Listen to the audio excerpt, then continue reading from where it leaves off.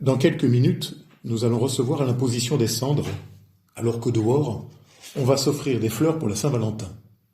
Et oui, ainsi en va-t-il du télescopage des calendriers liturgiques et mondains. J'en profite, chemin faisant, pour préciser qu'un culte pour le mercredi des cendres existe bien aussi dans les traditions protestantes, et plus particulièrement dans la tradition luthérienne, qui est ma tradition d'origine. J'avais dit à frère Emmanuel juste 3 mots. En fait, je n'en retiens qu'un seul, réconciliation.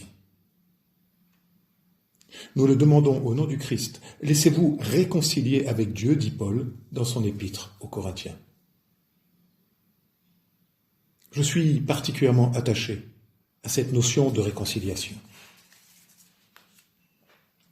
Réconciliation, donc. Si nous avions lu les versets qui précèdent, nous aurions entendu ce mot résonner 5 fois sous la plume de Paul. Réconciliation. Le mot pourtant est rare dans le Nouveau Testament, simplement en 10 occurrences, sous leur forme verbale comme substantivée. Et toujours sous la plume de Paul. Les évangiles semblent ignorer ce mot. Pourtant, Paul en fait ici tout à la fois le résumé de son expérience et de sa prédication. Réconciliation. Peut-être parce que la réconciliation est le fruit même de la grâce. Pour le dire autrement, la réconciliation, c'est la grâce en marche, la grâce en action, la grâce au travail en nous. Car entendons-nous bien, il ne s'agit pas ici d'abord de nous réconcilier avec les autres, ses parents, ses enfants, ses sœurs, ses frères, ses collègues ou même entre églises, ni même avec le bon Dieu, non. Paul ne dit pas « réconciliez-vous », mais il dit « laissez-vous réconcilier ». Le verbe en grec est au passif.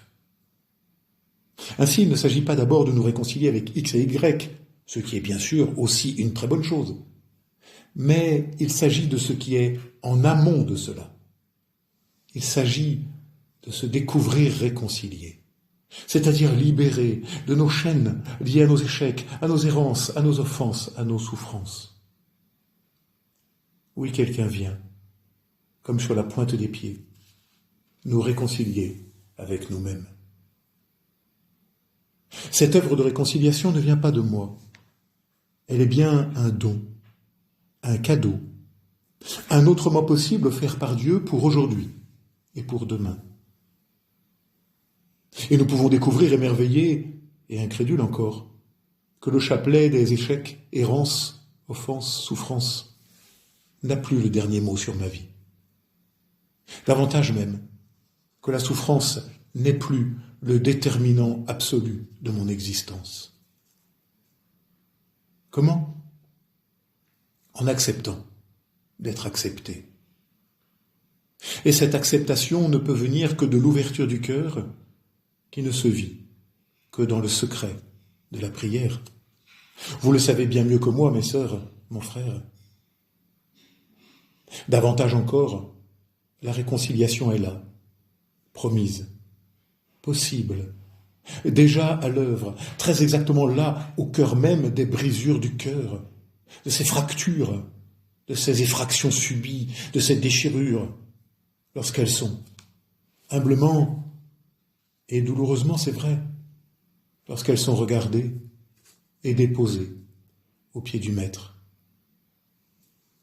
Alors de découvrir que la marche est encore possible, pour aller de réconciliation en réconciliation.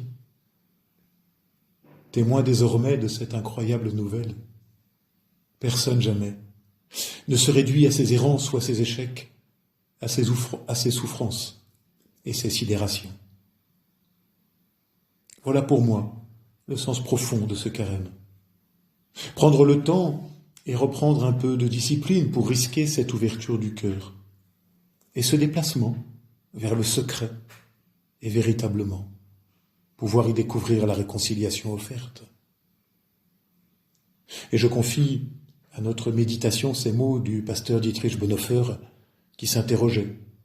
Nous sommes dans les mois qui précédèrent à son incarcération par le régime nazi en fin 1942. Il se demande, qu'est-ce que l'amour ? Le Nouveau Testament nous renvoie de façon non équivoque à Jésus-Christ seul, écrit-il. C'est lui qui en est la seule définition. L'amour désigne donc cette action de Dieu en faveur de l'homme, par laquelle la désunion de ce dernier est surmontée. Cet acte s'appelle Jésus-Christ. Cet acte s'appelle la réconciliation, dit Bonhoeffer. Et de poursuivre, aimer veut dire laisser transformer son existence entière par Dieu. Ma sœur, mon frère, bon carême.